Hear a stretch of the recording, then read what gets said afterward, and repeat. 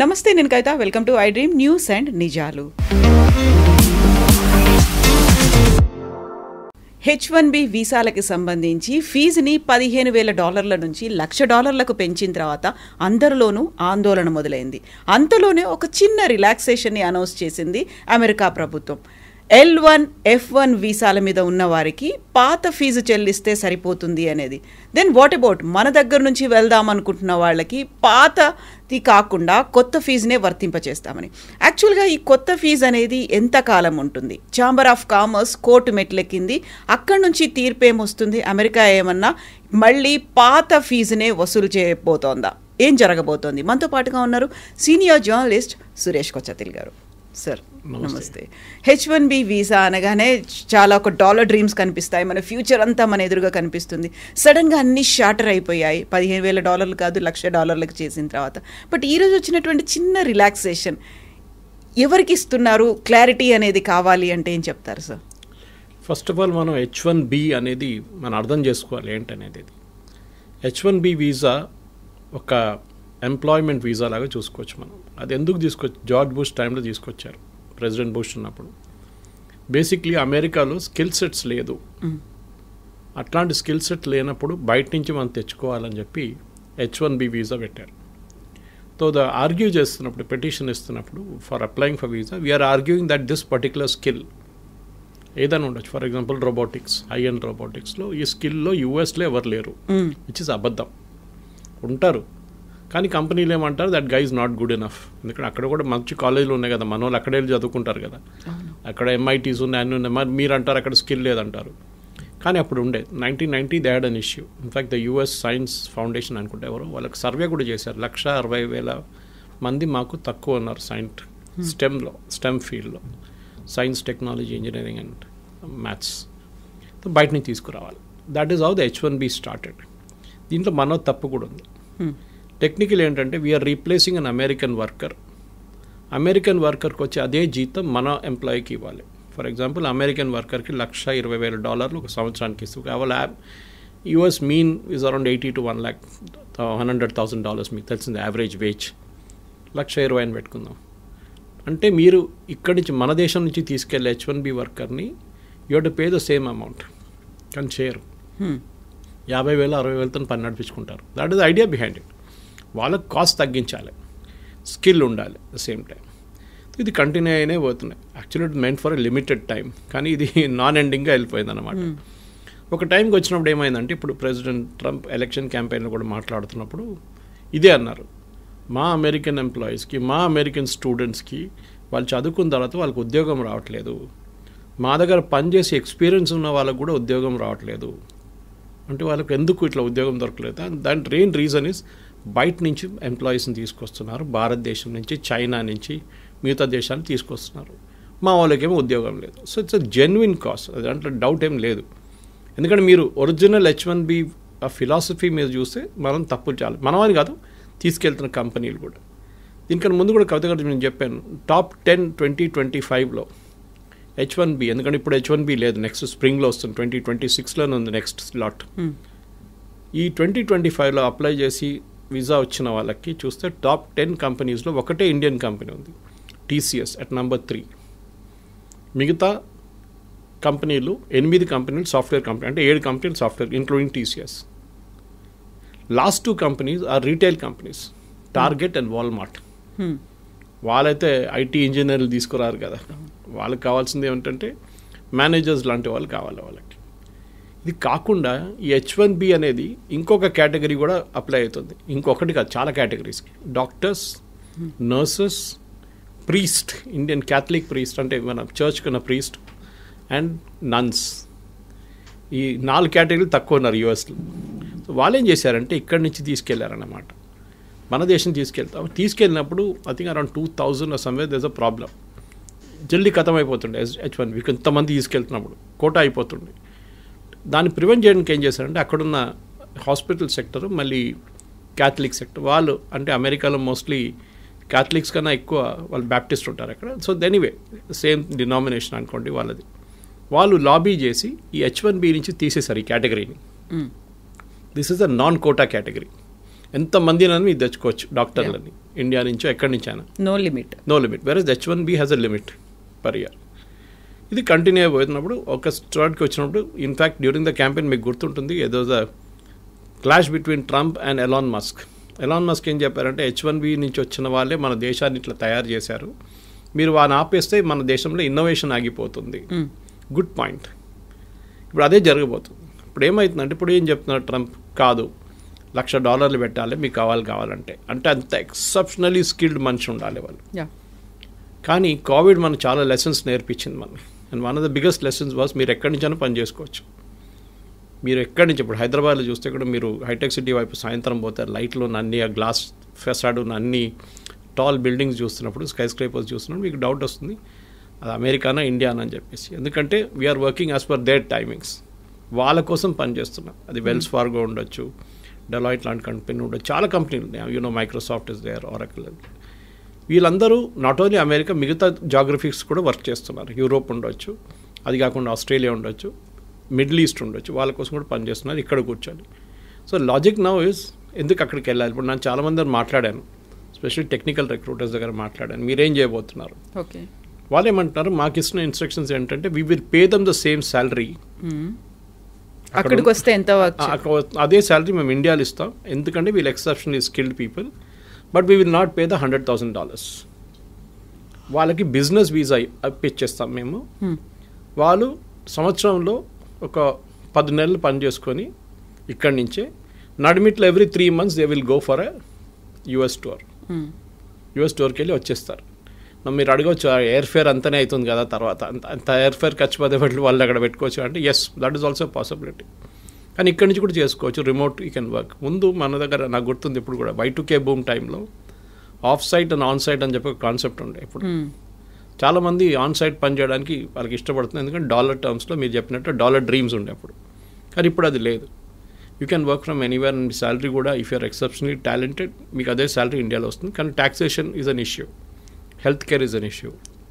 చాలామంది దుబాయ్కి ఎందుకు రీలొకేట్ చేస్తున్నారు? ఇప్పుడు నేను మొన్న ఒక రిపోర్ట్ చదివాను, యూరోప్ నుంచి అండ్ యూఎస్ నుంచి మ్యాక్సిమం ఎక్స్పాట్రియేట్స్, వాళ్ళది Americans are moving to Dubai to work. అదే కంపెనీలు మైక్రోసాఫ్ట్ పెద్ద క్యాంపస్ ఉంది Dubai. So they are setting up. Sharjah కూడా is a big educational place.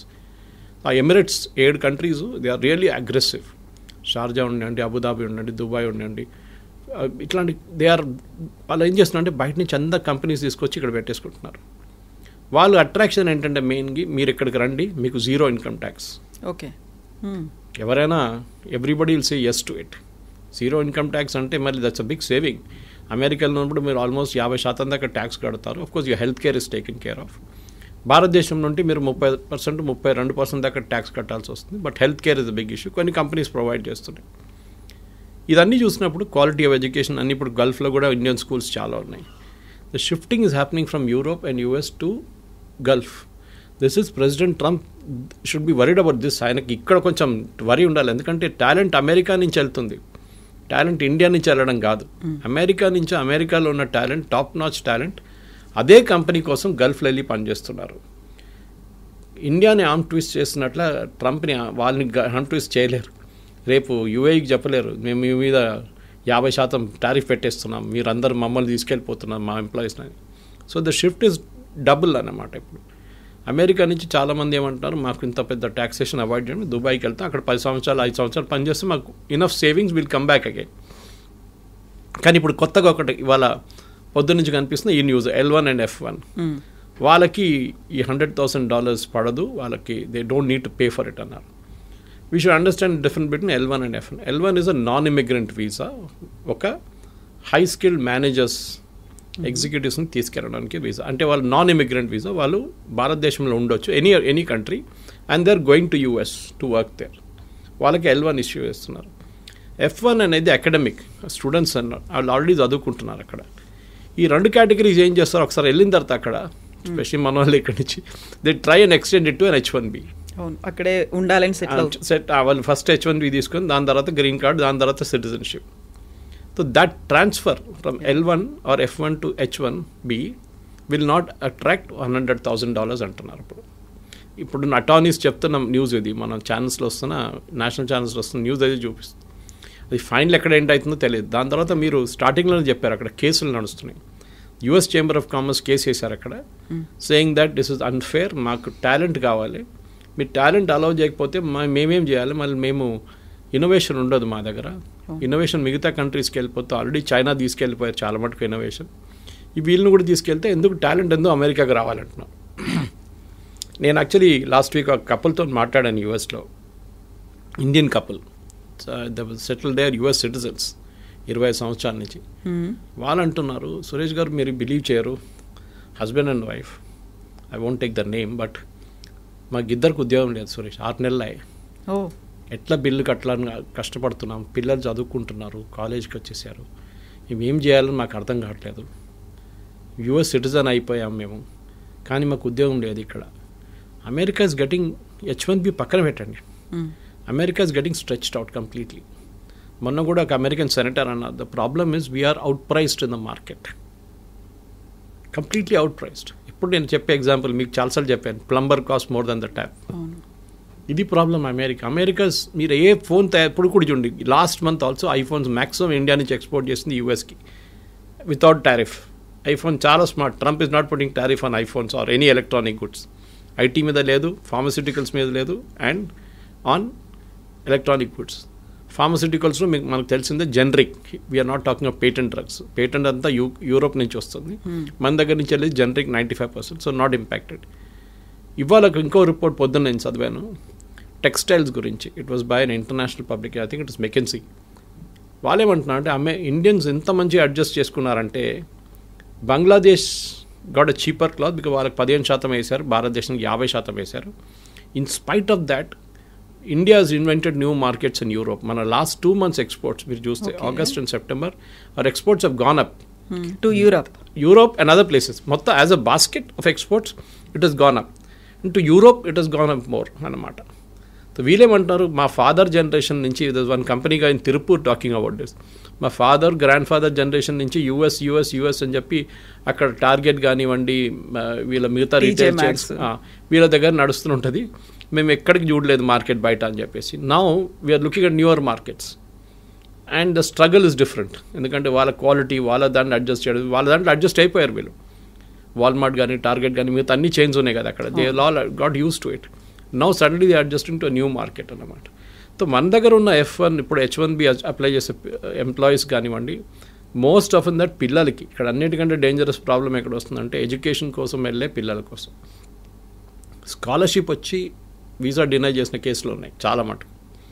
I met one doctor recently, young kid, Gandhi Osmania నుంచి pass out అయ్యి she was working and ఆమెకి full scholarship వచ్చింది MS కోసం, కానీ she couldn't go, visa reject చేసేసారంట. ఇక్కడ చెప్పాల్సింది ఏంటంటే మెయిన్గా వీసా ఎందుకు రిజెక్ట్ చేస్తున్నారు, ఒకటి నో రీజన్, ఏ రీజన్ కూడా చెప్పట్లేదు, వాళ్ళ రీజన్ ఇస్తున్నారు, that reason is very very obscure. Second, మీ సోషల్ మీడియా హ్యాబిట్స్ చెక్ చేస్తున్నారు వాళ్ళు, ఫుట్ ప్రింట్స్ ఏమున్నాయి డిజిటల్, మీరు డిలీట్ చేస్తే కూడా వాళ్ళు పట్టుకుంటారు. డిలీట్ చేయడం ఇంకా డేంజరస్.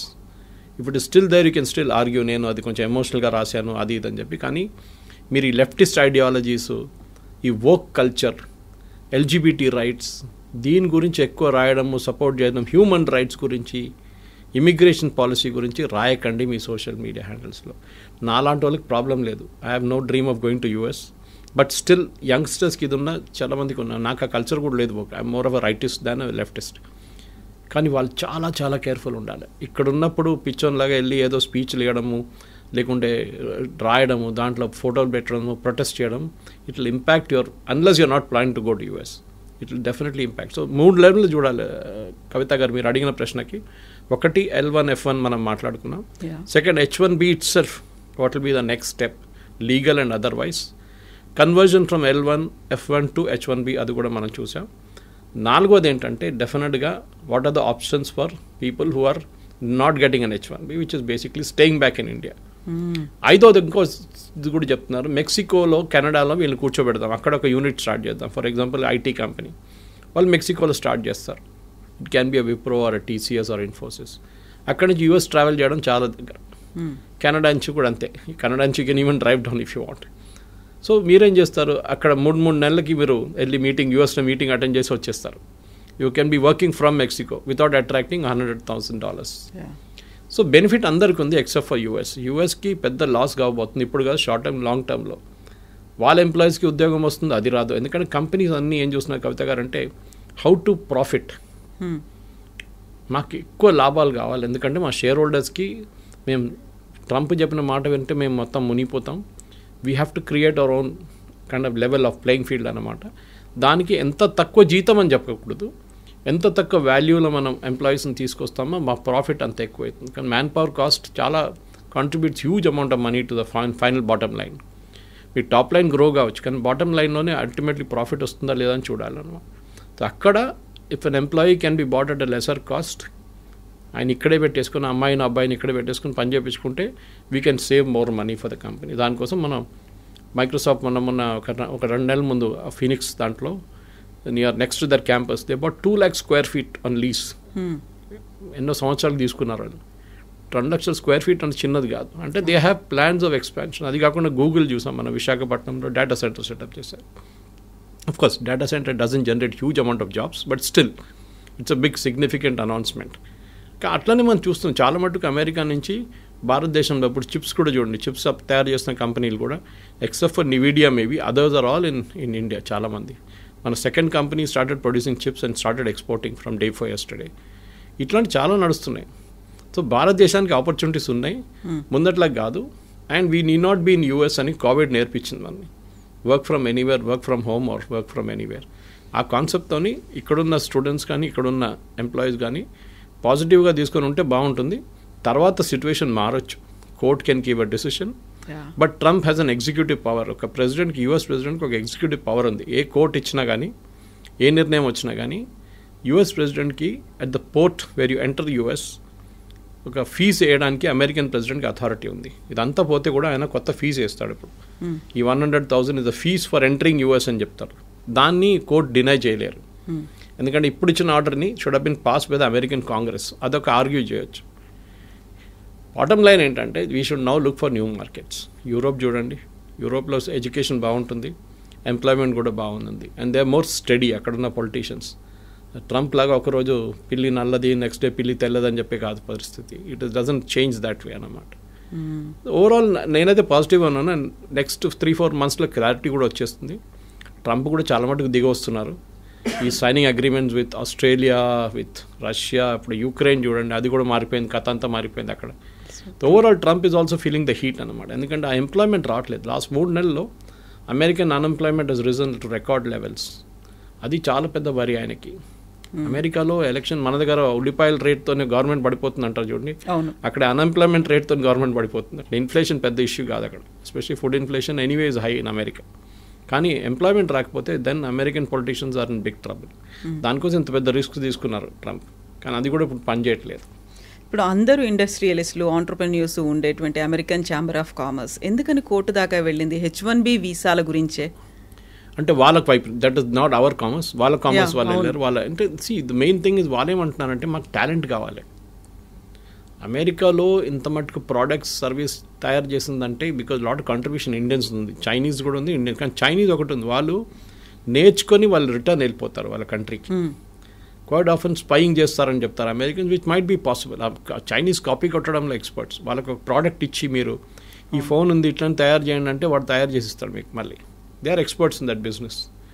అట్లనే ఎనీ ఫైటర్ ఎయిర్క్రాఫ్ట్ కానివ్వండి, మీరు చిప్ ఇచ్చేస్తే వాళ్ళు చేసుకుంటారు. ఇప్పుడు చూడండి నివిడియా చిప్స్ అక్కడ ఎక్స్పోర్ట్ చేయనట్లేదు. Yesterday Nvidia chairman gave a statement saying that మాకు చైనీస్ సేల్స్ పడిపోయి 0కి వచ్చేసింది. It will impact our bottom line, మా ప్రాఫిట్స్ ఇంపాక్ట్ అవుతుంది డెఫినెట్గా. మాకు సేల్స్ లేదు చైనాలో, ఎందుకంటే బ్యాన్ చేసి పడేశారు ట్రంప్. అక్కడికి అమ్మితే వాళ్ళు తయారు చేసుకుంటారు పెద్ద పెద్ద ప్రోడక్ట్లు, మీరు అమ్మకూడదని చెప్పి బ్యాన్ పెట్టారు. ఇది అంతా బ్యాక్ఫైర్ అవుతుంది. మన దగ్గర ప్రాబ్లం ఏంటంటే ఇండియాలో మనం ప్రోడక్ట్స్ తయారు చేయట్లేదు, మనం సర్వీసెస్లో ఎక్స్పర్ట్. ఐటీలో మనం ఇవాళ దాకా బహుశా ఒక జోహో పక్కన పెడితే, లేకుంటే ఒక టాలీని పక్కన పెడితే, ఫినకల్ ఆఫ్ ఇన్ఫోసిస్ పక్కన పెడితే, మిగతా మనం we haven't made any hardware products. ఒక బడ్స్ కానివ్వండి, మిగతా ఏదైనా కానివ్వండి, ఐపాడ్ అండ్ ఐప్యాడ్ లాంటి products we're not done it. మన వైపు నుంచి అదే ఎంకరేజ్ చేయాలి. That is other day also Ashwini Vaishnaw garu మాట్లాడుతూ పోయిన వారమే చెప్పే ఈ మాట. We should have more youngsters developing products, not services. మనకు కావాల్సింది అది. ఇప్పుడు మనం ఎంత మటుకు డ్రోన్ తయారు చేస్తున్నామో, అది చేస్తున్నాం, ఇది చేస్తున్నాం, యంగ్స్టర్స్ అదే కేటగిరీ మ్యానుఫ్యాక్చరింగ్లో రావాల్సి వస్తుంది. కానీ మన ప్రాబ్లం ఏంటంటే మన ఒక లాస్ట్ 20-30 yearsలో especially between 1960s and 1990s 30-year పీరియడ్లో మనం మ్యానుఫ్యాక్చరింగ్ చైనా చాలా ముందుకు వెళ్ళిపోయింది. మనం ఎక్కడికో ఉండిపోయి even till 1990 China was almost equal to అక్కడి. మనం ఓపెన్ అప్ చేయలేదు మన ఎకానమీని. మ్యానుఫ్యాక్చరింగ్ అనేది ఒక మనం పబ్లిక్ సెక్టర్కి ఇచ్చేసాం. They failed miserably. మనం చూస్తున్నాం కదా, HAL డెలివరీ, తేజస్ కానివ్వండి, మిగతా అన్ని బ్యాక్ డేటెడ్ అయిపోయినాయి. చాలా ఇయర్స్గా పెండింగ్ పడి ఉన్నాయి ప్రాజెక్ట్స్ అంతా.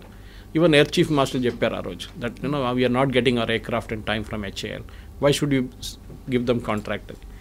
ఈ ప్రాబ్లం ఇప్పుడు చూస్తున్న కొత్త డిఫెన్స్ సెక్టర్ కూడా మ్యానుఫ్యాక్చరింగ్ తిరిగి వస్తుంది భారత్. చాలా మటుకు టాటాస్ కానివ్వండి, కళ్యాణి గ్రూప్ కానివ్వండి, మిగతా మహీంద్రాస్ కానివ్వండి, వీళ్ళందరూ ఇప్పుడు డిఫెన్స్ సెక్టర్లో దిగారు. It's a big employment potential భారతదేశానికి. బహుశా అక్కడి నుంచి కొన్ని ప్రోడక్ట్స్ రావచ్చు బయట. మన దగ్గర తయారు చేసిన ఆకాశ్ మిసైల్స్ కానివ్వండి, మిగతా డ్రోన్స్ మన దగ్గర యంగ్స్టర్స్ తయారు చేస్తున్నారు. అట్లాంటి ప్రోడక్ట్స్ వస్తుంది బయట. కానీ మన దగ్గర ఐటీ ప్రోడక్ట్స్ ఇప్పుడు దాకా రాలేదు. That's a big regret. ఫార్మాలో వీఆర్ ఛాంపియన్స్. కాపీ కొట్టడంలో మన నెంబర్ 1. ఫార్మాలో ఏం చెప్పినా కానీ అమెరికాలో ఉన్న ఆఫ్ పేటెంట్ డ్రగ్ బొంగనే మన దగ్గర ఇక్కడ తయారైపోతుంది అని ప్రాసెస్ మార్చేసి చేస్తారు. But IT is a big ఎందుకంటే మీకు ఇంకా ముందుకు వెళ్తూ ఈ డిఫరెన్షియేటర్ పోతుంది మొత్తం. You can tomorrow Europe can see or even Dubai. నేను ఇప్పుడు ఇంకా ముందు చెప్పింది చూడండి, దుబాయ్ పిలిపించుకుంటారు వీళ్ళందరినీ, మా దగ్గర ఉండండి అని చెప్పేసి. సో అది at the end of the day today's youngsters at least before 35-40 వాళ్ళకి ఒక ఏముంది లైఫ్లో, ఇంత సంపాదించాలి, ఇంత డబ్బులు అన్నీ. మా ఫాదర్ మదర్ మా జనరేషన్ లాగా కాదు కదా వాళ్ళంతా, మన జనరేషన్ లాగా కాదు వాళ్ళు. They are very fixed notions on this. వాళ్ళకి వాళ్ళ లైఫ్ స్టైల్ కానివ్వండి, వాళ్ళ ఎర్నింగ్ కెపాసిటీ. సో యుఎస్ డ్రీమ్ని నెగటివ్గా చూడకుండా you look at it very positively that there is light at the end of the rainbow అంటారు చూడండి. చాలా మటుకు ఆపర్చునిటీస్ ఉంది, దానికి యూఎస్కి వెళ్ళక్కర్లేదు. సార్ మీ క్వాలిటీ ఆఫ్ లైఫ్ ఇంప్రూవ్ చేయాలి, నేను ఇంకా బాగా మంచి అట్మాస్ఫియర్, ఇక్కడున్న ట్రాఫిక్ జామ్ కానీ ఇక్కడున్న పొల్యూషన్ నాకు నచ్చదు, నాకు కొంచెం క్వాలిటీ లైఫ్ కావాలంటే yes you can go to Europe definitely. కానీ settling down I'm not really sure. కానీ ఎందుకంటే ఇప్పుడు యూకే కూడా అంటున్నారు మేము వీసా నామ్స్ స్ట్రిక్ట్ చేస్తున్నాం అది అని చెప్పి. జర్మనీ కూడా they are pretty strict about it. మీరు వెళ్ళి ఉండొచ్చు. కానీ ఒక అమెరికన్ డ్రీమ్ అయిపోయిందంటే ముందు మా దగ్గర కేరళలో దుబాయ్కి వెళ్తుండే చాలామంది. I'm talking of 70s and 80s first construction boom టైంలో చాలా తక్కువ జీతంకి వెళ్తుండే. కానీ ఆడొచ్చి చేసే డ్రామా చూస్తే ఏదో అక్కడ మొత్తం రోడ్ మీద అంతా బంగారం పడి ఉంది, బకెట్లు తీసుకెళ్ళి మనం తీసుకురావచ్చు, ఆ లెవెల్కి తీసుకొచ్చారనమాట థాట్ ప్రాసెస్ని. సో ఇక్కడున్న యంగ్స్టర్స్ కూడా అదే ఆలోచించారు, అరే దుబాయ్ ఇంత మంచి ప్లేస్, మనం అక్కడికి వెళ్ళిపోతే ఎంత బాగుంటుంది, ఏజెంట్కి డబ్బులు ఇచ్చి వీసా ఇచ్చి చేయించుకుంటారు, లాస్ట్ అక్కడ వెళ్ళినప్పుడు నరకంగా అనిపిస్తుంది వాళ్ళకి. Now situation has change. ఇప్పుడు కన్స్ట్రక్షన్ బూమ్ అయిపోయింది. Now Dubai's and even Saudi Arabia వీళ్ళందరూ దే రియలైజ్డ్ ఆయిల్ అంటే దుబాయ్లో ఆయిల్ లేదనుకోండి, కానీ అదర్ పార్ట్ ఆఫ్ ఇట్ మిగతా ఎమిరేట్స్లో ఉంది కదా, వీఆర్ ఆల్ వాళ్ళకు యూరోప్గా తయారవుతున్నారు. మొహమ్మద్ బిన్ సల్మాన్ చెప్పారు కదా, I take Saudi Arabia to become Europe by 2030 అని. సో అమెరికన్ డ్రీమ్ కూడా పోతుంది. అమెరికా నుంచి చాలా మటుకు షిఫ్ట్ అవుతున్నాయి. And you can see this consistently. New York times subscribe చేశాను నేను, I read it every day. ఎన్ని బిజినెస్ షిఫ్ట్ అయిపోతున్నారంటే అమెరికా నుంచి చైనా మ్యానుఫ్యాక్చరింగ్ మొత్తం తీసుకెళ్ళిపోయింది. దాని తర్వాత కూడా వీళ్ళు కార్లు అక్కడి నుంచి మళ్ళీ ఇప్పుడు అమెరికాకి ఇంపోర్ట్ చేసి అమెరికాకి ఎక్స్పోర్ట్ చేసి బీవాడీ లాంటి కంపెనీ కార్లు అమ్ముకుంటున్నారు. They are selling cars in Europe. ఎందుకంటే వాళ్ళకి ఇన్పుట్ సబ్సిడీ చాలా హెవీ ఉంది. చైనాలో ల్యాండ్ ఫ్రీ ఇస్తారు, మీకు పవర్ చాలా తక్కువ రేట్లు ఉంటుంది. చాలా చైనీస్ గవర్నమెంట్ చాలా ఎంకరేజ్ చేస్తారు ఇండస్ట్రీని. అండ్ వాళ్ళకు కూడా ఒక లాంగ్ టర్మ్ గేమ్ ప్లాన్ ఉంది. మన దగ్గర అది లేకుంటే, కానీ I think time has now come. H1B కానివ్వండి, L1, F1 గురించి మాట్లాడితే అది కాకుండా ప్రొఫెషనల్స్ కూడా మన దగ్గర చాలామంది ఉన్నారు. మెడికల్ ప్రొఫెషనల్, డాక్టర్స్ కానీ నర్సెస్ కానీ. కేరళ నుంచి nurses are heavy demand in US, యూరోప్లో కూడా అంతే.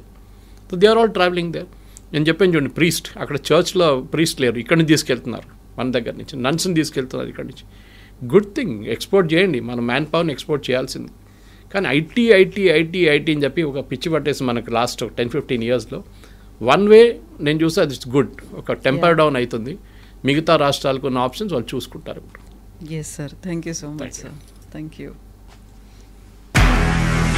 నిజంగా ప్రస్తుతం ఉన్నటువంటి సమాజం దేనికి ప్రయారిటీ ఇస్తుంది? ఆర్థిక సంబంధాల చుట్టూ మాత్రమే తిరుగుతుంది. మళ్ళీ ఎన్నికలంగానే చాలా విరక్తి కలుగుతాను. మంచి అనిపిస్తుంది కదా, లేడీస్ కూడా ఛాలెంజింగ్ జాబ్స్ చేసినప్పుడు చాలా బాగుంటది. ట్రాఫిక్ అసిస్టెంట్స్ గా నియమించిన ట్రాన్స్జెండర్స్ అందరితో సాల్యూట్ చేయించుకుంటున్నారు. ఫుడ్ డెలివరీ ఇవ్వటానికి వెళ్ళినటువంటి డెలివరీ బాయ్ అనిల్ పై కళ్ళ ముందు